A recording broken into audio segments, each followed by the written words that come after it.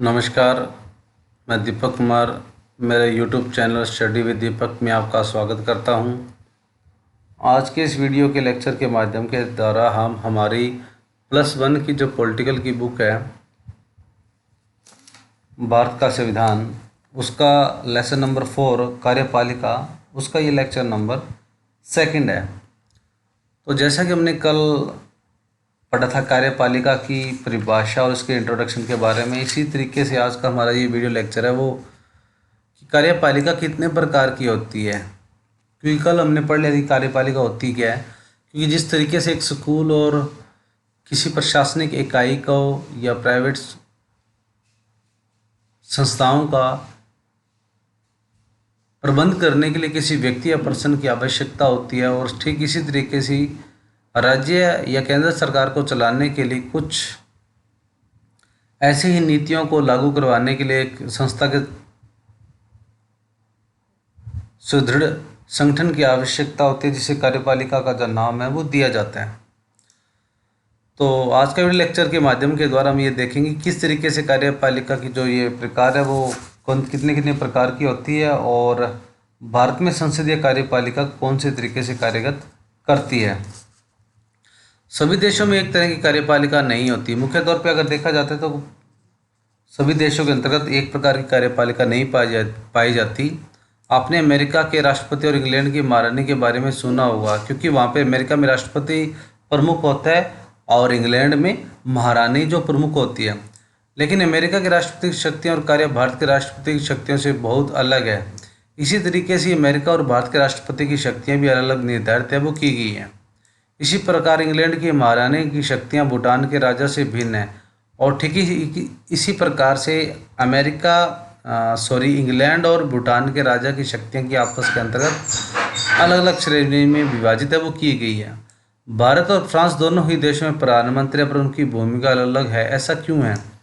ठीक इसी तरीके से भारत और फ्रांस के दोनों के बीच में जो शक्ति प्रमुख है वो प्रधानमंत्री है, लेकिन दोनों की जो भूमिका है वो अलग अलग तरीके से निर्धारित है वो की गई है। इन दोनों का उल्लेख है वो अलग अलग तरीकों के माध्यम से वर्णन है वो किया गया है।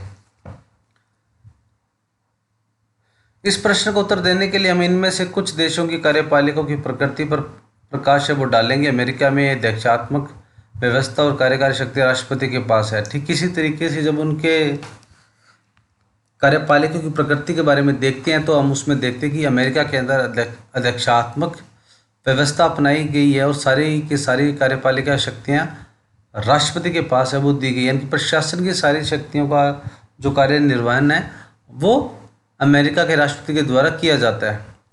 कनाडा में संसदीय लोकतंत्र और संवैधानिक राजतंत्र है, जिसमें महारानी एलिजाबेथ द्वितीय की राज्य की प्रधान और प्रधानमंत्री सरकार का प्रधान है। ठीक इसी के अंतर्गत ही जो कनाडा के अंदर जो संसदीय लोकतंत्र और संवैधानिक राजतंत्र और वहाँ का जो प्रधानमंत्री होता है वो सरकार का जो प्रधान है वो प्रमुख है वो माना गया होता है। फ्रांस में राष्ट्रपति और प्रधानमंत्री अर्ध अध्यक्षात्मक व्यवस्था के हिस्से हैं वो माने गए हैं। यानी कि फ्रांस के अंदर राष्ट्रपति और प्रधानमंत्री अर्ध अध्यक्षात्मक व्यवस्था का हिस्सा है वो माना गया है।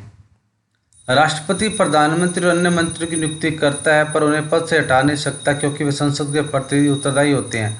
राष्ट्रपति क्या करता है? प्रधानमंत्री और अन्य मंत्रियों की नियुक्ति करता है, पर उन्हें पद से हटाने का अधिकार राष्ट्रपति के पास है वो नहीं दिया गया।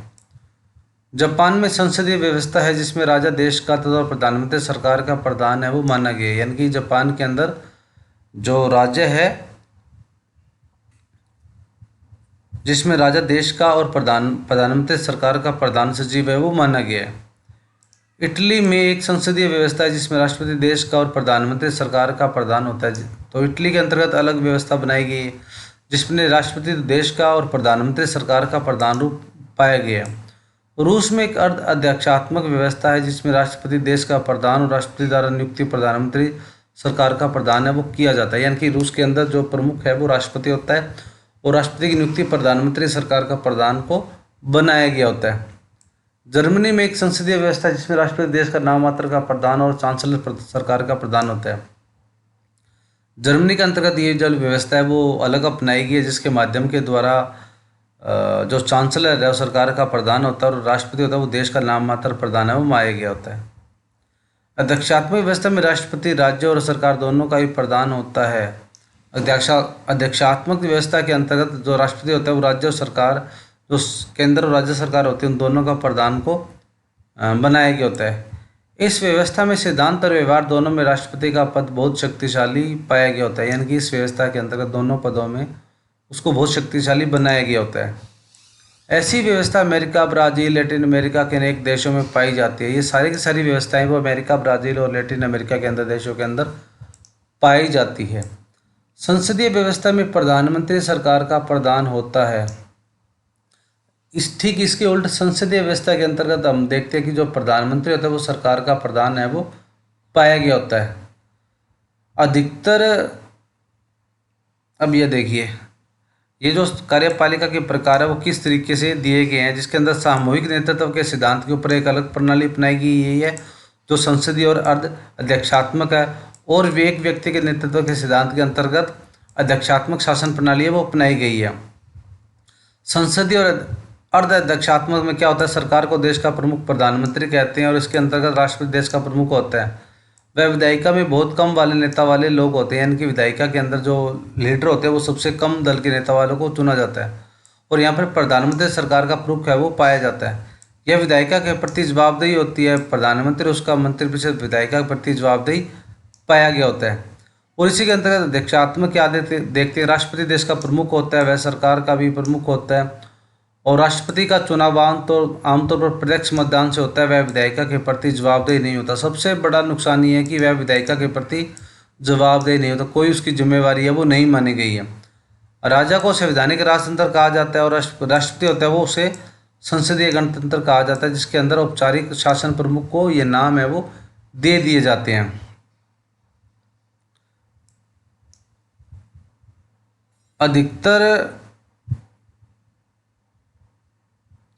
संसदीय व्यवस्थाओं में एक राष्ट्रपति या राजा होता है जो देश का औपचारिक या नाम मात्र का प्रधान है वो पाया जाता है। तो मुख्य तौर पे क्या होता है कि संसदीय व्यवस्था के अंदर राष्ट्रपति या राजा ही देश का औपचारिक या नाम मात्र का प्रधान है वो बना दिया जाता है। इस व्यवस्था में राष्ट्रपति या राजा की मुख्य भूमिका अलंकारित होती है और प्रधानमंत्री तथा मंत्रिमंडल के पास वास्तविक शक्तियाँ होती है। तो मुख्य तौर पर शक्तियाँ किसके अंदर पाई जाती है, संसदीय व्यवस्था के अंदर प्रधानमंत्री और मंत्रिमंडल के पास। जर्मनी, इटली, जापान, इंग्लैंड, पुर्तगाल आदि देशों में यह व्यवस्था अपनाई गई है। ये सारी की सारी व्यवस्था है वो जर्मनी, इटली, जापान, इंग्लैंड आदि के अंदर, ये देशों के अंदर पाई जाती है। अर्ध अध्यक्षात्मक व्यवस्था में राष्ट्रपति और प्रधानमंत्री दोनों होते हैं, लेकिन संसदीय व्यवस्था के विपरीत उसमें राष्ट्रपति को दैनिक कार्यों के संपादन में महत्वपूर्ण शक्तियाँ प्राप्त हो सकती है। तो अर्ध अध्यक्षात्मक शासन व्यवस्था के अंदर राष्ट्रपति और प्रधानमंत्री दोनों प्रमुख रूप से संसदीय व्यवस्था के अंतर्गत कार्य वो करते हैं और दोनों महत्वपूर्ण शक्तियों का प्रयोग भी कर सकते हैं।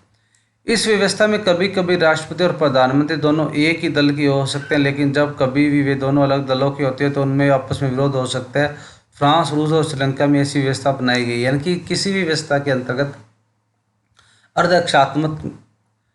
अध्यक्षात्मक में अगर राष्ट्रपति और प्रधानमंत्री दोनों एक ही पक्ष होंगे तब तो ठीक है, वो कार्यप्रणाली को अपना सकते हैं। अगर कहीं ना कहीं अगर दोनों पक्षों, दो दलों से अलग अलग ये इलेक्टेड होके आएंगे तो दोनों के अंदर क्लैश या विवाद की स्थिति बनी रह सकती है, जिसके अंदर जिसका जो एग्जाम्पल हम फ्रांस, रूस और श्रीलंका में इस व्यवस्था के अंतर्गत पाया जा सकता है। अब आ जाता है कि भारत में संसदीय कार्यपालिका किस तरीके से संसदीय पालिका अपनाई जाती है और किस तरीके से उसका गठन है वो किया जाता है। जब भारत का संविधान लिखा जा रहा था तब भारत को 1919 और 1935 के अधिनियमों के अंतर्गत संसदीय व्यवस्था के संचालन का कुछ अनुभव हो चुका था, क्योंकि पहले ही कुछ हमारे आर्टिकल, कुछ अनुच्छेद बनने की वजह से सरकार का गठन है वो किया गया था। उसकी वजह से ही हमारे कुछ नियम कानूनों का उल्लेख है वो हो गया था। इस अनुभव ने, और 1935 को तो हमारे संविधान का जो छोटा संविधान भी कहा जाता है, इस अनुभव ने हमें दिखाया कि संसदीय व्यवस्था के अंतर्गत कार्यपालिका को जनप्रतिनिधियों के द्वारा प्रभावपूर्ण तरीके से नियंत्रित है वो किया जा सकता है। तो इसके माध्यम से हम देख सकते हैं कि संसदीय व्यवस्था के अंतर्गत कार्यपालिका को जनप्रतिनिधियों के द्वारा प्रभावपूर्ण तरीकों से कंट्रोल और उसको नियंत्रित है वो किया जा सकता है। भारतीय संविधान के निर्माता एक ऐसी सरकार सुनिश्चित करना चाहते थे जो जनता की अपेक्षाओं के प्रति संवेदनशील और उत्तरदायी हो, यानी कि इस तरीके से सरकार का गठन करना जो दोनों तरीकों से उसकी जनता और अपेक्षाओं के प्रति रिस्पॉन्सिबल हो। संसदीय कार्यपालिका की जगह दूसरा विकल्प अध्यक्षात्मक सरकार का था, लेकिन अध्यक्षात्मक कार्यपालिका मुख्य कार्यकारी के रूप में राष्ट्रपति को बहुत अधिक बल देते हैं और उसे सभी शक्तियों का स्रोत है वो मानती है। तो अध्यक्षात्मक अगर कार्यपालिका की जब बात की जाती है तो उसके अंदर राष्ट्रपति को प्रमुख जो बल है वो दिया जाता है और सारी शक्तियों का प्रयोग करने की वजह से वो असीमित शक्तियों का प्रयोग करने की वजह से वो तानाशाह शासन बन सकता है।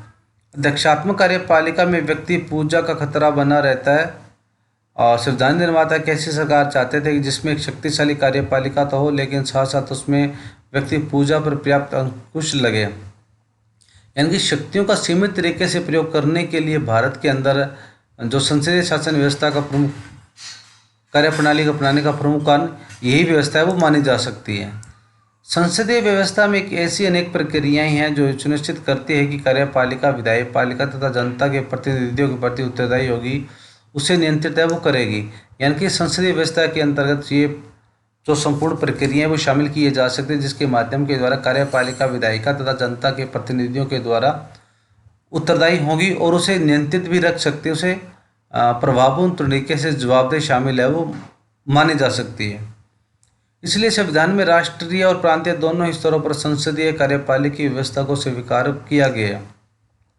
तो इस तरीके से उसमें शामिल करने के लिए मुख्य रूप से संसदीय कार्यपालिका की व्यवस्था को राष्ट्रीय और प्रांतीय दोनों स्तरों पर संसदीय व्यवस्था को अपनाया गया है। इस व्यवस्था के अंतर्गत राष्ट्रपति भारत में राज्य का औपचारिक प्रधान होते हैं और प्रधानमंत्री तथा मंत्रिपरिषद राष्ट्रीय स्तर पर चलाते हैं। राज्य के स्तर पर राज्यपाल, मुख्यमंत्री, मंत्रिपरिषद कार्यपालिका करते हैं। यानी कि प्रमुख रूप से केंद्र सरकार और राज्य सरकार दोनों का उचित प्रभाव इस व्यवस्था के अंदर अपनाया जाता है, जिसके अंदर राज्य के ऊपर मुख्यमंत्री और मंत्रिपरिषद और केंद्र सरकार के ऊपर पूरे देश के ऊपर प्रधानमंत्री और उसकी मंत्रिमंडल उसका गठन है वो किया जाता है। भारतीय संविधान में औपचारिक रूप से संघ की कार्यपालिका शक्तियां राष्ट्रपति को दी गई। यानी कि पूरी जो हमारी शक्तियां कार्यपालिका शक्तियां वो संविधान के अंतर्गत हमारे राष्ट्रपति को प्रदान है वो की गई है। पर वास्तव में प्रधानमंत्री के नेतृत्व में बनी मंत्रिपरिषद के माध्यम के द्वारा राष्ट्रपति इन शक्तियों का प्रयोग करता है। राष्ट्रपति 5 वर्ष के लिए चुना जाता है। तो इन शक्तियों का प्रयोग करने के लिए उन सभी का शक्तियों का जो प्रयोग है वो राष्ट्रपति द्वारा इनका प्रयोग है वो किया जाता है और राष्ट्रपति 5 वर्ष के लिए ही चुना जाता है। राष्ट्रपति पद के लिए सीधे जनता के द्वारा निर्वाचन नहीं होता, राष्ट्रपति का निर्वाचन अप्रत्यक्ष तरीके से होता है।